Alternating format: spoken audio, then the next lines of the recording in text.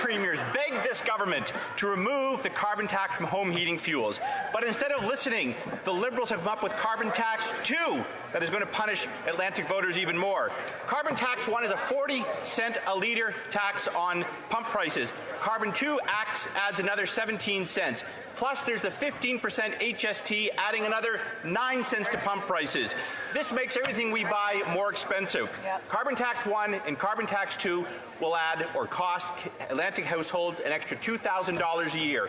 When will the Liberals stop punishing Atlantic Canadians and remove the carbon tax scam?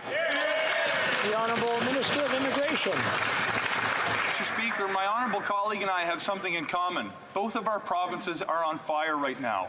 The reality is, for 8 years now in this House, every time we advanced a policy that would reduce emissions, the Conservatives voted against it. For goodness sakes, Mr. Speaker, one of the members of Parliament on the Conservative side from Nova Scotia have described investments in heat pumps as fairy tales. They won't get behind anything that protects our environment. The reality is, and the member knows this, Mr. Speaker, this policy puts more money in the pockets of families than it will cost them. He would take money from his neighbours to make pollution free. That is incredulous policy. We will be there to make life more affordable. We will be there to protect our environment. That is the path forward. The Honourable Member for New Brunswick Southwest.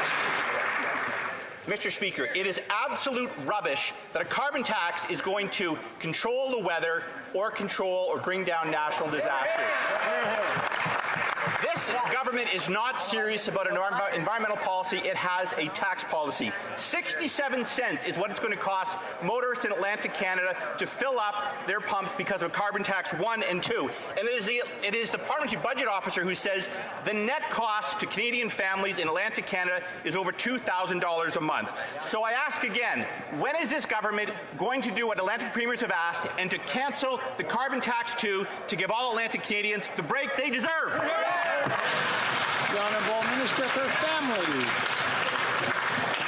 You know what's costing Atlantic Canadian families right now?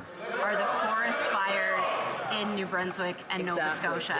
It's the fact that there are thousands of families across this country that have had to flee their homes. And instead of putting policies on the table that would help fight climate change, they're obsessed with trying to deny it and trying to ensure that Canadians don't have the tools that they need to fight climate change. Mr. Speaker, it's no wonder that the members opposite yesterday accused us of putting them on a guilt trip. They feel guilty for the fact that they're not doing anything to support Canadians in fighting climate change. Thank you, Mr. Speaker.